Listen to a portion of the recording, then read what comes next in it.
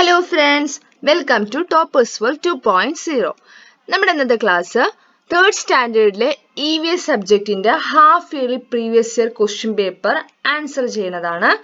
അപ്പോൾ നോക്കൂ, ഇത് 2019-20 ക്വസ്റ്റ്യൻ പേപ്പർ ആണ്.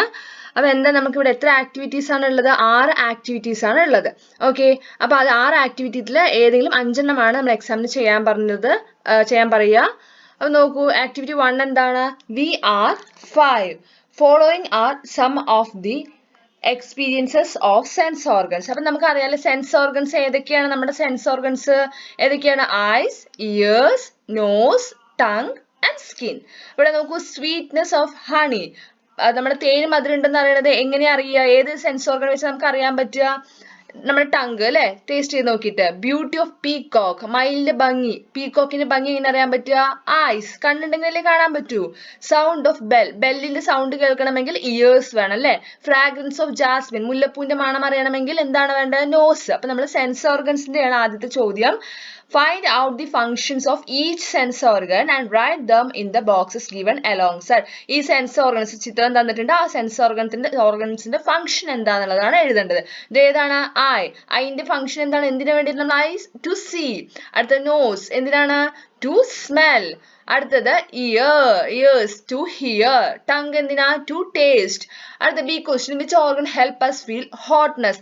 ചൂട് നമുക്ക് അറിയാം. നമുക്ക് ചായ കൊണ്ടുവന്നു, നല്ല ചൂടാണ്. അപ്പൊ നമുക്ക് എങ്ങനെ അറിയാൻ പറ്റുക? നോസ് വഴിയാണോ, ഇയേഴ്സ് ആണോ, ഐസ് ആണോ? എങ്ങനെ അറിയാൻ പറ്റുക? നമുക്ക് ടച്ച് ചെയ്യുമ്പോഴാണ് അറിയാൻ പറ്റില്ല. ചൂട് അനുഭവപ്പെടുന്ന എപ്പോഴാണ്? സ്കിൻ വഴിയാണ്. അപ്പൊ നമുക്ക് ആൻസർ എന്തെങ്കിലും ഹോട്ട്നെസ് അറിയാൻ വേണ്ടിയിട്ട് ഏത് സെൻസ് ഓർഗനാണ് ഹെൽപ്പ് ചെയ്യുന്നത്? സ്കിൻ. Activity 2, occupations.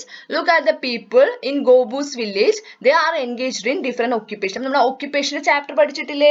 അതിനുള്ള ക്വസ്റ്റ്യൻ ആണ് അടുത്ത ആക്ടിവിറ്റി എന്ന് പറയുന്നത്. ഇവിടെ കുറേ ഒക്യുപ്പേഷന്റെ ചിത്രങ്ങൾ തന്നിട്ടുണ്ട് അല്ലേ?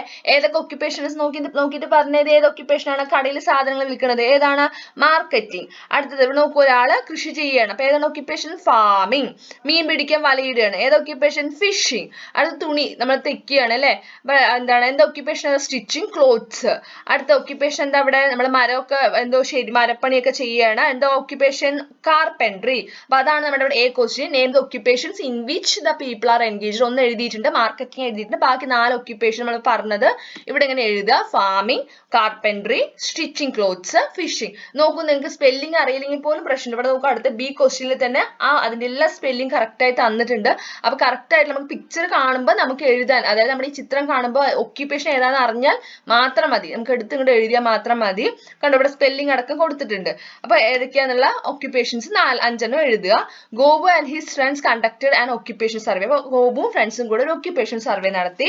അതാണ് ഇവിടെ ടേബിളിൽ തന്നിരിക്കുന്നത്. Examine the table and write your findings. അപ്പൊ നമ്മൾ ഈ ടേബിൾ നോക്കി നമുക്ക് മനസ്സിലായ കാര്യം എന്താണ് അതാണ് ഇവിടെ എഴുതേണ്ടത്. ഏതൊക്കെ ഒക്യുപ്പേഷൻസിന്റെ? Farming, carpentry, stitching clothes, marketing, fishing, treating patients. ആരാണ് പേഷ്യൻസിനെ ട്രീറ്റ് ചെയ്യുക? ഡോക്ടർ അല്ലെ. അതിൽ എത്ര പേരാണ് വർക്ക് ചെയ്യുന്നതാണ് ഇവിടെ കൊടുത്തിരിക്കുന്നത്. ഫാമിംഗ് 42 ആണ്. അടുത്തത് 20, 10, 30, 12, 2. അപ്പൊ ഇത് നമുക്ക് മനസ്സിലായ കാര്യം എന്താണ്? കൂടുതൽ ആൾക്കാരും ജോലി ചെയ്യുന്നത് ഏതിലാണ്? ഫാമിംഗിലാണ്. More people are engaged in farming occupation. അടുത്തത് അതിന്റെ സി ക്വസ്റ്റ്യൻ ആണ്. What is this tool used for? ഈ ടൂൾ കണ്ടിട്ടുണ്ടോ നിങ്ങൾ? നമ്മുടെ ടെക്സ്റ്റ് ബുക്കിൽ ഉണ്ട് അല്ലെ? ഇതിന്റെ പറഞ്ഞ പേരെന്താണ്? പ്ലോ. അപ്പൊ ഇത് ഏത് ഒക്യുപ്പേഷൻ ആണ് ഉപയോഗിക്കുന്നത്? ഏത് ഒക്യുപ്പേഷന്റെ ടൂൾ ആണ്? കാർപെൻട്രി ആണോ, ഫാമിംഗ് ആണോ, സ്റ്റിച്ചിങ് ക്ലോത്ത്സ് ആണോ, ഫിഷിംഗ് ആണോ? ഫാമിംഗ്. അതാണ് നമ്മൾ എഴുതേണ്ടത്. അപ്പൊ ഇതാണ് നമ്മുടെ ആക്ടിവിറ്റി 2. അടുത്ത activity 3, colourful butterflies. Abhinav brought this plan for planting in the butterfly park in his school. അപ്പൊ അഭിനവ് ഒരു ചെടി വാങ്ങിയിട്ട് വന്നിരിക്കുന്നത്. കാണുന്നില്ലേ, ഈ ചിത്രത്തിൽ കാണുന്ന ചെടിയാണ്. അപ്പൊ ഇതെന്ത് ചെയ്യുന്നു? അവന്റെ സ്കൂളിലെ ബട്ടർഫ്ലൈ പാർക്കിൽ വെക്കാൻ വേണ്ടി വാങ്ങിയതാണ്. അപ്പൊ ആദ്യത്തെ ക്വസ്റ്റ്യൻ, സബ് ക്വസ്റ്റ്യൻ എന്താണ്? Colour it beautifully. ഈ കാണുന്ന പ്ലാന്റിന് വളരെ ഭംഗിയായിട്ട് കളർ ചെയ്യുക. ഇതൊക്കെ ചിത്രം കാണുമ്പോൾ തന്നെ മനസ്സിലാവുന്നുണ്ടാവും ഇത് ഏത് പ്ലാന്റ് ആണെന്ന് അല്ലെ? ഏത് പ്ലാന്റാണ് മനസ്സിലായത്? ഇത് റോസ് പ്ലാന്റ് ആണ്. കണ്ടില്ലേ, ലീഫും ഫ്ലവറും കാണുമ്പോൾ തന്നെ മനസ്സിലാവുന്നുണ്ട്. ആ പ്ലാന്റിന്റെ പേര് എഴുതുക. അതാണ് B question. Name the plant. Rose plant അല്ലെ? റോസ് എന്ന് എഴുതുക. ഇത് അതുപോലെ കളർ ചെയ്യുക. പ്ലാന്റിന്റെ പേര് റോസ് പ്ലാന്റ് എന്ന് എഴുതുക. അടുത്തത് സി ക്വസ്റ്റ്യൻ. ഇവിടെ ക്വസ്റ്റ്യൻ പേപ്പർ അത്ര ക്ലിയർ അല്ല, നമ്മൾ വായിക്കാം.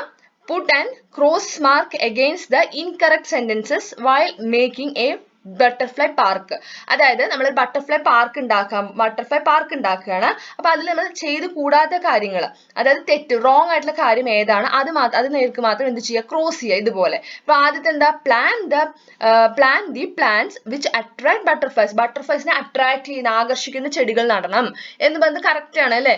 അടുത്തത് ഇവിടെ മൂന്നാമത്തെ നോക്കൂ, give water and organic manure to the plants. ചെടികൾക്ക് വെള്ളവും അതുപോലെ തന്നെ നല്ല ഓർഗാനിക് ആയിട്ടുള്ള ജൈവ വളവും ഇടുക, അതും നല്ല കാര്യമാണ്. Plant only climbers in the ഗാർഡൻസിൽ ക്ലൈംബേഴ്സ് നട്ടാലും വലിയ പ്രശ്നമൊന്നുമില്ല. പക്ഷേ ഇവിടെ രണ്ടാമത്തെ കാര്യം എന്താണ്, spray chemical pesticides on plants and flowers. പ്ലാന്റ്സിലും ഫ്ലവേഴ്സിലും കെമിക്കൽ പെസ്റ്റിസൈഡ്സ്, കെമിക്കൽ ആയിട്ടുള്ള കാര്യങ്ങളെല്ലാം അടിച്ചു കൊടുത്താൽ എന്ത് സംഭവിക്കും, ബട്ടർഫ്ലൈസ് ഒന്നും വരില്ല. അപ്പൊ തെറ്റായിട്ടുള്ള റോങ് ആയിട്ടുള്ള കാര്യം ഏതാണ്, ഈ സെക്കൻഡ് വൺ. അപ്പൊ അതെന്ത് ചെയ്യുക, ഇതുപോലെ ക്രോസ് ചെയ്യുക. ഈ ക്വസ്റ്റ്യൻ നെയിം ദിസ് ബട്ടർഫ്ലൈ. ഇത് അത്ര ക്ലിയർ ആയിട്ടില്ല ക്വസ്റ്റ്യൻ പേപ്പർ. അപ്പൊ നമ്മൾ വായിക്കുന്നത് ശ്രദ്ധിക്കുക. അപ്പൊ ഈ പിക്ചർ കാണുന്നില്ലേ, ഈ നമ്മുടെ ബട്ടർഫ്ലൈന്റെ പിക്ചർ നമ്മുടെ ടെക്സ്റ്റ് ബുക്കിൽ വളരെ ക്ലിയർ ആയി കൊടുത്തിട്ടുണ്ട്. ഏത് ബട്ടർഫ്ലൈ ആണിത്, നാട്ട് റോസ്. ഓക്കെ, അപ്പൊ ഇവിടെ നമ്മൾ പേരുണ്ട്, ടിക്ക് ചെയ്യാനുള്ളതാണ് ഉള്ളത്.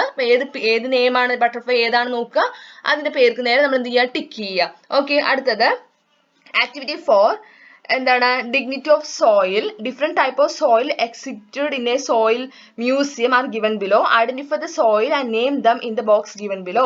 ഇവിടെ നോക്കൂ, ഇവിടെ കുറച്ച് സോയിലുകൾ നമുക്ക് കൊടുത്തിട്ടുണ്ട്. സോയിൽ മ്യൂസിയത്തിൽ വെക്കാൻ കുറച്ച് സോയിൽസ്, പല തരത്തിലുള്ള 3 തരത്തിലുള്ള സോയിലാണ്. ആ 3 പേരും ഇവിടെ കൊടുത്തിട്ടുണ്ട്. Alluvial soil, clay, red soil. Okay, നമ്മൾ ആ സോയിൽ ഇറോഷൻ ഒക്കെ ചാപ്റ്ററിൽ പറയുന്നുണ്ട് ഓരോ സോയിൽസിന്റെ പ്രത്യേകതകൾ എന്താണെന്നുള്ളത് അല്ലെ. അപ്പൊ ഇവിടെ എന്താണ്, ഏത് സോയിലാണ് പേര് ഇവിടെ കൊടുത്തിട്ടുണ്ട്, ഏത് കറക്റ്റ് ആയിട്ടുള്ള ഏതാണെന്ന് എടുത്ത് എഴുതിയാൽ മാത്രം മതി. ഇവിടെ നോക്കൂ, സോയിൽ ഇൻ റെഡ് കളർ, പേരിൽ തന്നെ ഉണ്ട് അല്ലേ, റെഡ് കളർ സോയിൽ ഏതാണ്, റെഡ് സോയിൽ. അപ്പൊ അത് എഴുതുക. അടുത്തത് സ്റ്റിക്കി സോയിൽ, ഇങ്ങനെ ഒട്ടിപ്പിടിക്കുന്ന പോലത്തെ സോയിൽ, അതല്ലേ നമ്മളിപ്പോ കളിമണ്ണൊക്കെ ഇങ്ങനെ സ്റ്റിക്കിയാണ് അല്ലെ, ഒട്ടിപ്പിടിക്കും. അപ്പൊ ഏതായിരിക്കും സ്റ്റിക്കി സോയിൽ, ഏതാ, ക്ലേ. അടുത്തത് top soil carried by water, ഏതാണ്, അലൂവിയൽ സോയിൽ.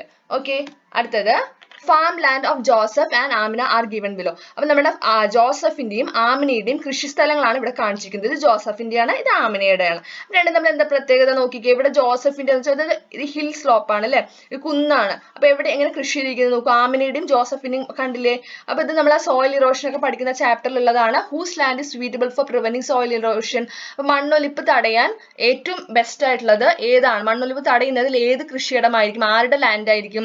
കാണുമ്പോൾ തന്നെ നമുക്ക് മനസ്സിലാവും ഇവിടെ പ്ലാന്റ്സ് ഒക്കെ വീണ് കിടക്കുന്നുണ്ട്, ആരുടെ ആയിരിക്കും, ആമിനയുടെ. അപ്പൊ Amina, what are the features of the land that you have identified. അപ്പൊ ആമിനയുടെ ലാൻഡിന് എന്ത് പ്രത്യേകതയാണ് ഉള്ളത്, hill slopes are cut into different levels for farming. നോക്കിക്കേ, കുന്നിനെ പല തട്ടുകളായിട്ട് വേർതിരിച്ചിട്ടുണ്ട് അല്ലെ, പല തട്ടുകളായി വേർതിരിച്ചിട്ടാണ് കൃഷി ചെയ്തിരിക്കുന്നത്. അത് എന്തിനു സഹായിക്കും, മഴവെള്ളം പ്രോപ്പർ ആയിട്ട് മണ്ണിൽ വലിച്ചെടുക്കാനും ഒപ്പം തന്നെ എന്ത് പറ്റും, മണ്ണൊലിപ്പ് തടയാനും, അതായത് സോയിൽ ഇറോഷൻ പ്രിവെന്റ് ചെയ്യാനും സഹായിക്കണം.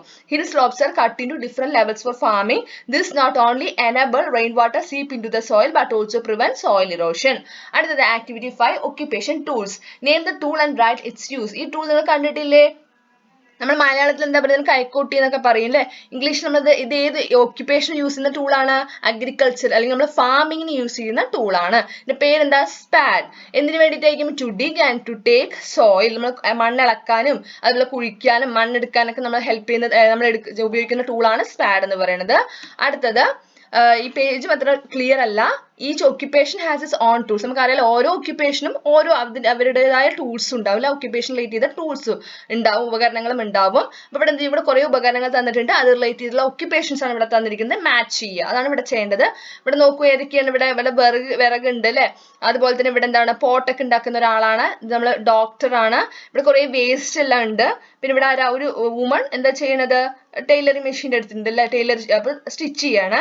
അപ്പൊ സിസർ ആർക്കായിരിക്കും യൂസ് ആവുക, ടൈലർക്ക് അല്ലെ, അതായത് സ്റ്റിച്ചിങ് ക്ലോത്ത് ചെയ്യാനല്ലേ നമുക്ക് സിസർ ആവശ്യം. അതുപോലെ മാച്ച് ചെയ്യാം. അതുപോലെ ഈ വേസ്റ്റ് എല്ലാം അടിച്ചു വിടണം അല്ലെ. അപ്പൊ അത് ആർക്കാണ്, നമ്മുടെ ചൂല് അല്ലെ ഇവിടെ കൊടുത്തിട്ടുണ്ട്. അപ്പൊ അതെന്ത് ചെയ്യുക, മാച്ച് ചെയ്യുക. അതേപോലെ അടുത്തത് ഇവിടെ ഈ ടൂള്, ഇത് മരമൊക്കെ വെട്ടുന്ന ടൂളാണ്.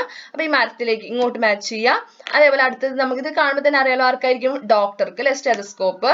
അടുത്തത് നമ്മൾ പോട്ടൊക്കെ ഉണ്ടാക്കാൻ മൺകലമൊക്കെ ഉണ്ടാക്കുന്ന ടൂളാണിത്. അപ്പൊ ഇത് ആർക്കായിരിക്കും, ഇവിടെ അല്ലെ ഇവിടേക്ക് ജോയിൻ ചെയ്യുക. മൺകലം ഉണ്ടാക്കുന്ന പോട്ടർക്ക് ജോയിൻ ചെയ്യുക. ഇത് അവർ ഒക്യുപ്പേഷൻസ് ടൂൾസ് നമ്മൾ മാച്ച് ചെയ്യുന്നതാണ്. അടുത്ത activity 6 Health is Wealth. A class was conducted on the topic Health is Wealth by School Health Club. The data prepared by members about the multiplying of diseases spreading creatures are given below. നമ്മൾ ഒരുപാട് അസുഖങ്ങളെ കുറിച്ചൊക്കെ പഠിക്കുന്നുണ്ട്. നമ്മൾ കൊതുക് പരത്തുന്നത്, എലി പരത്തുന്നത് അസുഖങ്ങളൊക്കെ നമ്മൾ ഒരുപാട് പഠിച്ചില്ലേ? ആ ചാപ്റ്ററിലെ ക്വസ്റ്റ്യൻസ് ആണ് ഇവിടെ വന്നിരിക്കുന്നത്. What are the hygienic habits that must be followed four A healthy life? Put a tick mark. ഇവിടെ നമ്മൾക്ക് ഒരു 6 കാര്യങ്ങൾ തന്നിട്ടുണ്ട്. അതിലെ നല്ല ശീലങ്ങൾ, ഹൈജീനിക് ആയിട്ടുള്ള നല്ല ശീലങ്ങൾ ഏതൊക്കെയാണ് അത് മാത്രം ടിക്ക് ചെയ്യുക. Okay. Allow the waste materials to accumulate. Waste materials എല്ലാം കൂടിക്കിടക്കുന്നത് നല്ലതാണോ? അല്ല. അടുത്തത് eat food without washing hands and mouth. കൈയും വായും കഴുകാതെ ഭക്ഷണം കഴിക്കുക. ഹൈജീനിക് ആണോ? അല്ല. അടുത്തത് വിയർ ക്ലീൻ ക്ലോത്ത്സ്. നല്ല വസ്ത്രം ധരിക്കുന്നത് ഹൈജീനിക് ആണ്. Bath in dirty water. ചീത്ത വെള്ളത്തിൽ, അതായത് ചളിയുള്ള വെള്ളത്തിൽ കുളിക്കുന്നത് ഹൈജീനിക് ആണോ? അല്ല. Avoid water stagnation. വെള്ളം കെട്ടിക്കിടക്കുന്നത് ഇല്ലാതാക്കുക. നല്ല ശീലമാണ് അല്ലെ? വെള്ളം കെട്ടിക്കിടക്കുന്നത് നമ്മൾ അവോയ്ഡ് ചെയ്യണം. Keep the surroundings clean. നമ്മുടെ ചുറ്റുപാട് വൃത്തിയായി സൂക്ഷിക്കുന്നത് നല്ല ഹാബിറ്റ് ആണ്, ഹൈജീനിക് ആണ്. ഓക്കെ. അടുത്തത് അടുത്ത B question. Write one disease spread by the creature given below. ഈ തന്ന ജീവികൾ അല്ലെങ്കിൽ ഈ തന്ന ക്രിയേച്ചേഴ്സ് പരത്തുന്ന അസുഖം. കുറെ അസുഖങ്ങൾ പഠിക്കുന്നുണ്ട്. അല്ലെങ്കിൽ ഏതെങ്കിലും ഒരു അസുഖങ്ങൾ വെച്ചിട്ട് എഴുതുക. ഇത് ഏതാണ് ഈ ക്രിയേച്ചർ എന്ന് മനസ്സിലായല്ലോ? മൊസ്കിറ്റോയാണ്. ഇതോ നമ്മുടെ ഈച്ചയാണ് അല്ലെ? അപ്പൊ ഇവിടെ നോക്കൂ, എന്താണ് നമ്മൾ കൊതുക് പരത്തുന്ന അസുഖം ഏതാണ് അറിയില്ലേ? മലേറിയ. കുറെ അസുഖങ്ങളുണ്ട്, ഏതെങ്കിലും ഒരു അസുഖം എഴുതുക. അതേപോലെ നമ്മൾ ഈച്ച പരത്തുന്ന അസുഖത്തിന്റെ പേര് എന്താണ്? ഫ്ലൈ പരത്തുന്ന അസുഖത്തിന്റെ പേര് എന്തൊക്കെയാണ്? കുറെണ്ണം ഇല്ലേ? നമ്മൾ കുറെണ്ണം പഠിച്ചിട്ടില്ലേ? ഏതെങ്കിലും ഒന്ന് എഴുതുക. കോളറ. ഓക്കെ. അപ്പൊ ഇതുപോലെ നമ്മൾ ഈ ക്രിയേച്ചേഴ്സിന്റെ അസുഖങ്ങൾ പഠിച്ചു വെക്കണം. ഓക്കെ. അപ്പൊ അത് എക്സാമിന് എന്തായാലും വരാറുണ്ട്. ഈ ആക്ടിവിറ്റീസ് എല്ലാം നമ്മൾ കംപ്ലീറ്റ് ചെയ്തിരിക്കുകയാണ്. ഈ ക്വസ്റ്റ്യൻ പേപ്പർ എല്ലാവർക്കും മനസ്സിലായോ? ക്ലാസ് ഇഷ്ടമായാൽ നിങ്ങൾ ലൈക്ക് ചെയ്യുക, നിങ്ങളുടെ കൂട്ടുകാർക്ക് ഷെയർ ചെയ്യുക. അതുപോലെ ചാനൽ സബ്സ്ക്രൈബ് ചെയ്യാത്തവരാണെങ്കിൽ സബ്സ്ക്രൈബ് ചെയ്യുക. താങ്ക്